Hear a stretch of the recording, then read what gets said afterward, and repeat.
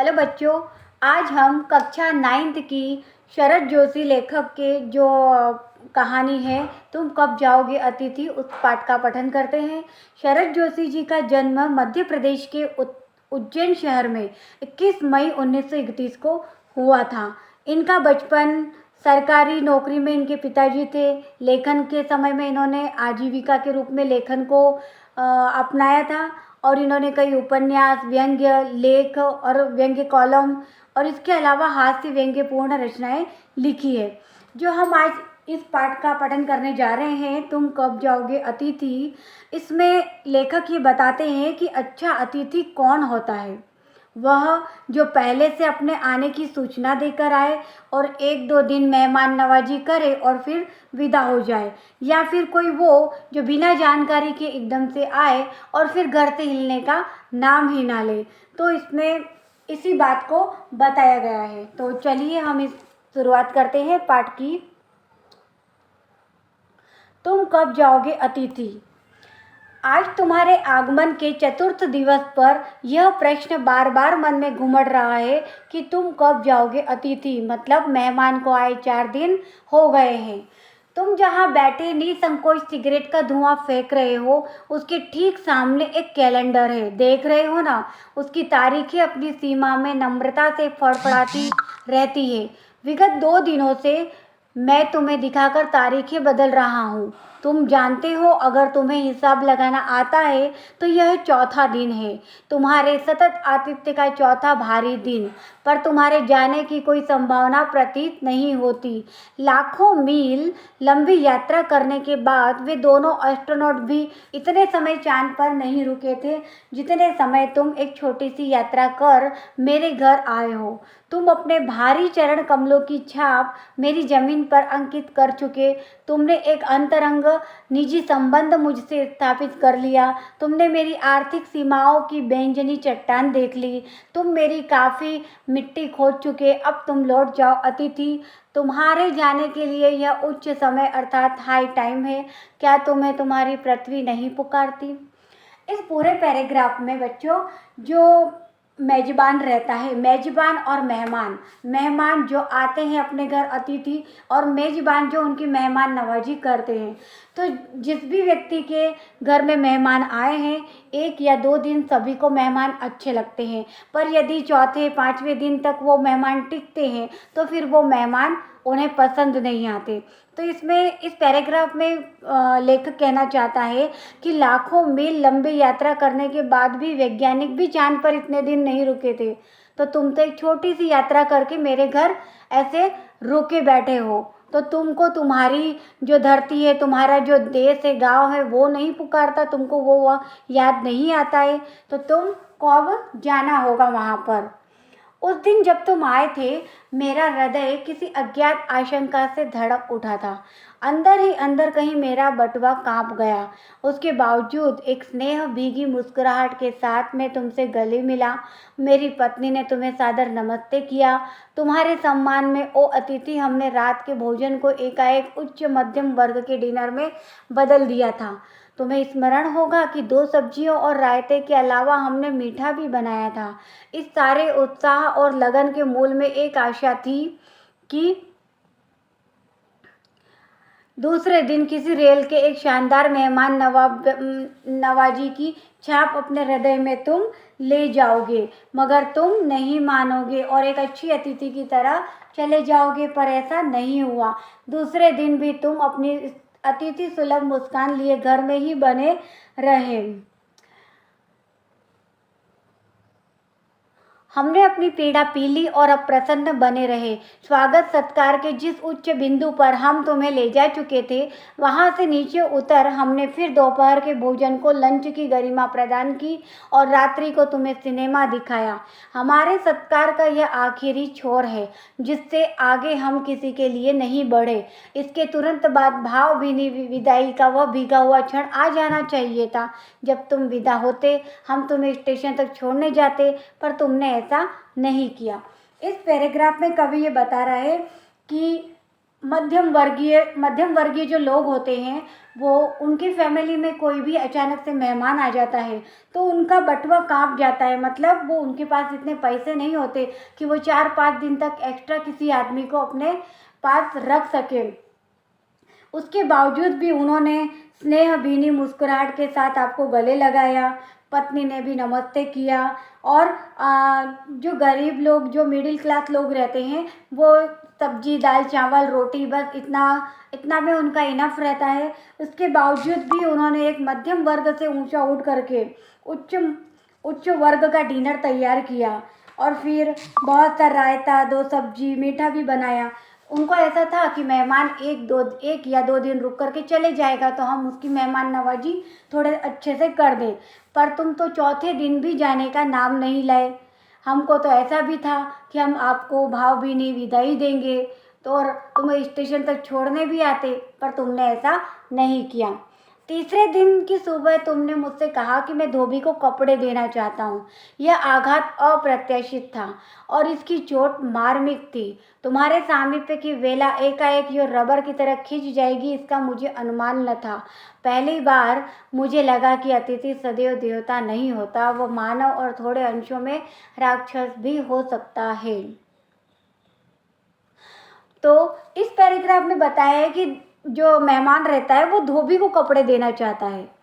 यदि लॉन्ड्री में देते तो जल्दी धुल जाते, पर धोबी को देने में तो मान लो कि 2-3 दिन का समय और लग सकता था। तो जो व्यक्ति है सामने वाला, जिसके घर में मेहमान रुका है, तो उसे ये आशंका हो जाती है कि सामने वाला मेहमान अभी 2-3 दिन और रुकने का इरादा उसका है। तो वो डर गया था। वो ऐसा सोच रहा था कि मेहमान जो देवता होता है वो हमेशा ही देवता उसे नहीं समझना चाहिए, वो राक्षस भी हो जाता है। क्योंकि देवता तभी तक बने रह सकते हैं जब तक 1 या 2 दिन हम किसी के घर रुके। यदि उससे ज़्यादा रुके तो फिर उन्हें वो राक्षस प्रतीत होते हैं। किसी लॉन्ड्री पर दे देते हैं, जल्दी धुल जाएंगे, मैंने कहा। मन ही मन एक विश्वास भी था कि तुम्हें तो जल्दी जाना है। कहाँ है लॉन्ड्री? चलो चलते हैं, मैंने कहा और अपनी सहज बनियान और औपचारिक कुर्ता डालने लगा।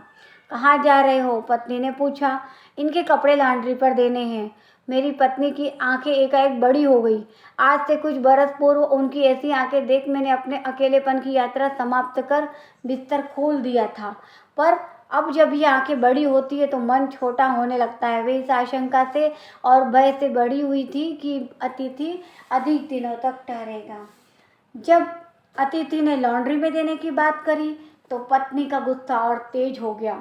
उन्हें ऐसा कि अभी 2-3 दिन और रुकने वाले हैं, मुझे इनकी मेहमान नवाजी अभी 2-3 दिन तक और करना होगा। तो ये वो गुस्सा अपने पति को बता रही थी और पति भी समझ रहे थे, पर उनके पास कोई चारा नहीं था। आशंका निर्मूल नहीं थी। अतिथि तुम जा नहीं रहे थे, लॉन्ड्री पर दिए कपड़े धुल कर आ गए थे। तुम्हारे भरकम शरीर से सलवटे पड़ी चादर बदली जा चुकी थी और तुम यही हो। तुम्हें देखकर फूट पड़ने वाली मुस्कुराहट धीरे धीरे फीकी पड़कर अब लुप्त हो गई। ठहाकों की रंगीन गुब्बारे जो कल तक इस कमरे के आकाश में उड़ते थे अब दिखाई नहीं पड़ते। बातचीत की उछलती हुई गेंद चर्चा के क्षेत्र में सभी कॉर्नरों से टप्पे खाकर फिर सेंटर में आकर चुप खड़ी है। अब इसे तुम न हिला रहे हो न मैं। कल से मैं उपन्यास पढ़ रहा हूँ, तुम फिल्मी पत्रिका के पन्ने पलट रहे हो। शब्दों का लेन देन मिट गया, चर्चा के विषय चूक गए। परिवार, बच्चे, नौकरी, फिल्म, राजनीति, रिश्तेदारी, तबादले, पुराने दोस्त, परिवार नियोजन, महंगाई, साहित्य और यहाँ तक कि आंख मार मार कर हमने पुरानी प्रेमिकाओं का भी जिक्र कर लिया। अब एक चुप्पी है। सौहार्द अब सने सने बोरियत में रूपांतरित हो रहा है। भावनाएं गालियों का स्वरूप ग्रहण कर रही है, पर तुम नहीं जा रहे हो। किस अदृश्य गोंद से तुम्हारा व्यक्तित्व यहाँ चिपक गया है, मैं इस भेद को सपरिवार नहीं समझ पा रहा हूँ। बार बार यही प्रश्न उठ रहा है, तुम कब जाओगे अतिथि?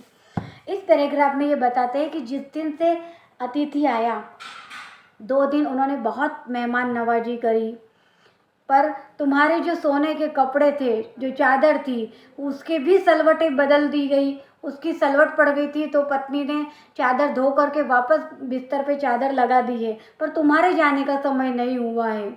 ठहाकों के रंगीन गुब्बारे जो हम जोर जोर से रात भर जाग कर के बातें करी थी 2 दिन, वो भी अब सब खत्म हो गई है, क्योंकि अब तो तुम जा ही नहीं रहे हो, जाने का नाम ही नहीं ले रहे हो। कल से तुम भी मैं उपन्यास पढ़ रहा हूँ, तुम पत्रिका देख रहे हो, शब्दों का कोई लेन देन नहीं है, मतलब कोई एक दूसरे से बात नहीं कर रहा है। हमारे जो भी विषय थे बात करने के वो 2 दिन में पूरे हो गए हैं। अब हम यही सोच रहे हैं कि तुम कब जाओगे। हमारी भावनाएं अब सब गालियों का रूप ग्रहण कर ली है, क्योंकि हमें अब गालियां ही सूझ रही है तुम्हारे लिए, क्योंकि तुम्हारा टाइम अब ओवर हो गया है। कल पत्नी ने धीरे से पूछा, कब तक टिकेंगे ये? मैंने कंधे उचका दिए, क्या कह सकता हूँ। मैं तो आज खिचड़ी बना रही हूँ, हल्की रहेगी, बनाओ। सत्कार की ऊष्मा समाप्त हो रही थी, डिनर से चले थे खिचड़ी पर आ गए। अब भी अगर तुम अपने बिस्तर को गोलाकार रूप नहीं लेते हो तो हमें उपवास करना होगा। तुम्हारे मेरे संबंध एक संक्रमण के दौर से गुजरे हैं। तुम्हारे जाने का यह चरम क्षण है, तुम जाओ ना अतिथि।